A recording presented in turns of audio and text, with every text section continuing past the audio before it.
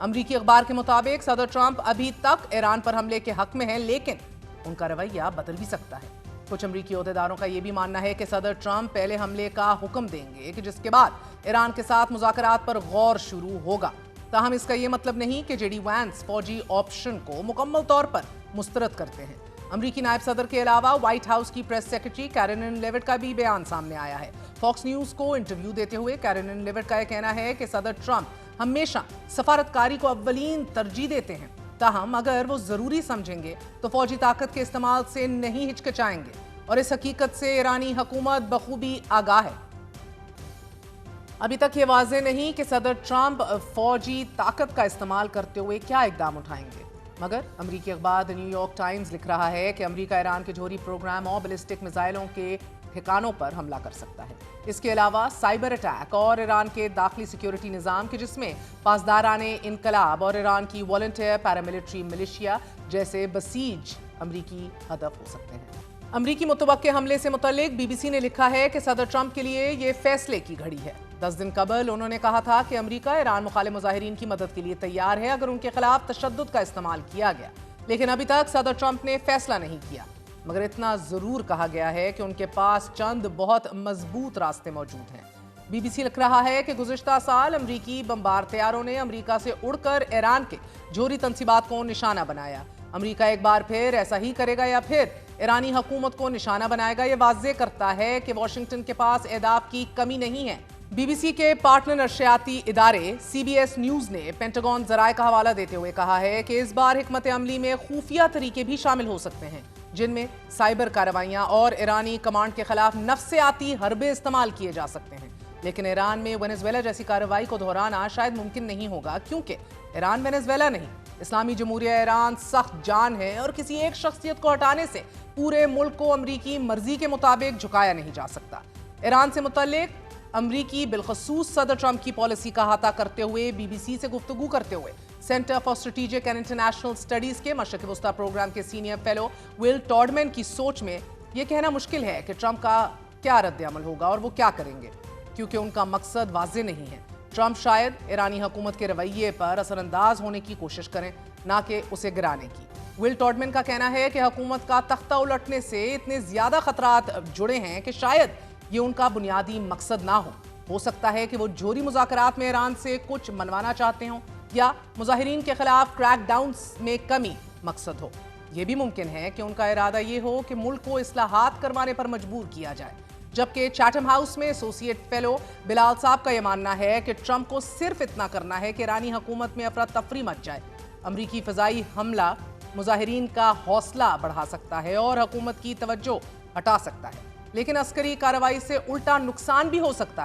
سکتا ہے کہ عسکری کارروائی ایرانی حکومت کا عزم مزید پختہ کر دے، اور اب بھی ملک میں حکومت کی حمایت کافی بڑے پیمانے پر موجود ہے۔ یقینی طور پر امریکی صدر ڈونلڈ ٹرمپ کو کافی سوچ سمجھ کر فیصلہ لینا ہوگا، کیونکہ ایران بھی یہ دھمکی دے چکا ہے کہ کسی قسم کی عسکری کارروائی کی صورت میں جواب دیا جائے گا، اور ایران کے پاس اب بھی بڑی تعداد میں بیلسٹک میزائل موجود ہیں۔ بی بی سی کے مطابق مشرق وسطی میں ایرانی اتحادی کمزور ضرور ہوئے ہیں، شام کے بشار الاسد، لیبنان میں حزب اللہ، لیکن مزاحمت کا یہ اتحاد مکمل طور پر ختم نہیں ہوا۔ یمن میں حوثی باغی اور عراق میں موجود عسکری گروہ کارروائیاں کرنے کی صلاحیت آج بھی رکھتے ہیں۔ ایرانی نژاد معروف تجزیہ کار، لکھاری اور پروفیسر ولی نصر نے الجزیرہ سے گفتگو کرتے ہوئے ایرانی مظاہروں کو لیڈر لیس پروٹیسٹ قرار دیا ہے۔ ان کا یہ ماننا ہے کہ ابھی یہ کہنا قبل از وقت ہے کہ یہ احتجاج کب ختم ہوں گے، کیونکہ اگر ایک شہر سے حالات قابو میں ہونے کی خبر سامنے آتی ہے تو دوسری شہر سے آنے والی خبریں انتہائی تشویشناک ہوتی ہیں، اور اس کی وجہ یہ ہے کہ احتجاج غیر منظم ہے، کوئی مظاہروں کو لیڈ نہیں کر رہا۔ یہی وجہ ہے کہ ابھی تک حکومت انہیں کنٹرول نہیں کر پا رہی۔ اب ایک جانب امریکی دھمکیاں ہیں تو دوسری طرف بھارت میں موجود جرمن چانسلر نے کہا ہے کہ موجودہ ایرانی حکومت اپنی رٹ ہو چکی ہے اور ایرانی قیادت اپنے انجام کے قریب پہنچ چکی ہے۔ فیڈرک مرز نے یہ کہا ہے کہ اگر کوئی حکومت صرف تشدد کے ذریعے اقتدار میں رہنے کی کوشش میں ہے تو وہ عملی طور پر ختم ہو چکی ہے، اور میرا یقین ہے کہ ہم شاید اس حکومت کے آخری دنوں اور ہفتوں کا مشاہدہ کر رہے ہیں، جبکہ ایران پر ممکنہ امریکی حملے پر مشرق وسطی سے پہلے اسلامی ملک یعنی کہ قطر کا بیان بھی سامنے آ چکا ہے۔ قطر کی وزارت خارجہ کے ترجمان کا یہ کہنا ہے کہ ایران امریکہ کشیدگی خطے اور پوری دنیا کے لیے खतरनाक साबित हो सकती है। ऐसे में हम कोशिश कर रहे हैं कि हालात को काबू में लाया जाए। दोनों अफ्रीकैन से ये कह रहे हैं कि मामलात को पुरअमन तरीके से सुलझाया जाए। खतरनाक हालात को भांपते हुए फ्रांसीसी सफारतखाने ने गैर जरूरी अमले को ईरान छोड़ने का हुक्म दे दिया है। नाजरीन, इसी तरह अमेरिका ने अपने शहरियों को फौरी तौर पर ईरान छोड़ने की हदायत जारी कर दी हैं, जबकि ईरान में मौजूद 100 से ज्यादा पाकिस्तानी तुलबा और तालिबात भी ग्वादर के रास्ते पाकिस्तान वापस पहुंच चुके हैं और बाकी तुलबा की वापसी को भी तेज कर दिया गया है।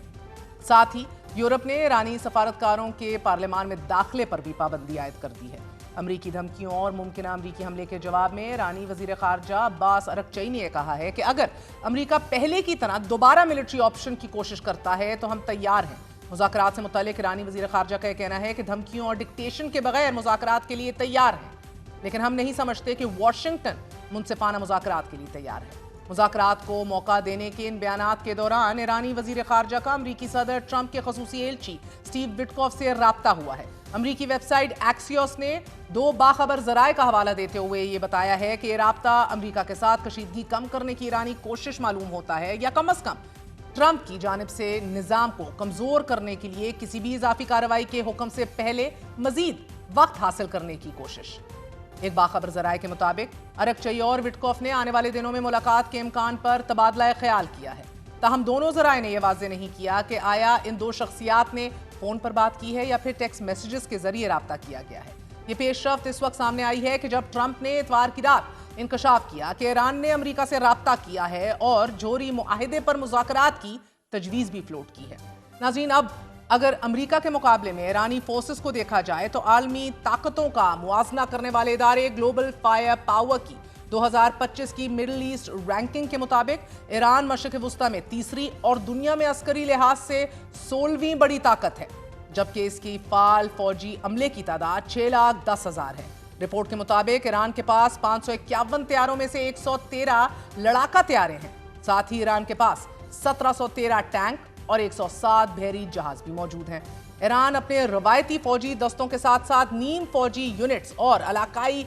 प्रॉक्सी ग्रुप्स के जरिए भी खित्ते में इन्फ्लुएंस और असर सूख रखता है, जिनमें लेबनान की हिजबुल्लाह, यमन की हौसी तहरीक, इराक में अल बदर तंजीम समेत दीगर मिलिशिया, शाम में बशर अल असद के हामी मिलिशिया, फातमियून और ज़ैनबून ब्रिगेड और फ़लस्तीन में हमास और फ़लस्तीन इस्लामिक जिहाद जैसी तंजीमें शामिल हैं। ईरान के पास मौसर हथियारों में दरमियानी फासले तक मार करने वाले मिसाइल हैं कि जो 1240 मील तक पहुंच सकते हैं। ताहम न्यूयॉर्क टाइम्स की रिपोर्ट के मुताबिक इजराइल ईरान जंग के बाद ईरान के पास मिड रेंज मिसाइलों का जखीरा बहुत कम बचा है। ऐसे में ईरान खित्ते में मौजूद 19 मुख्तलिफ अमरीकी फौजी अड्डों को निशाना बना सकता है।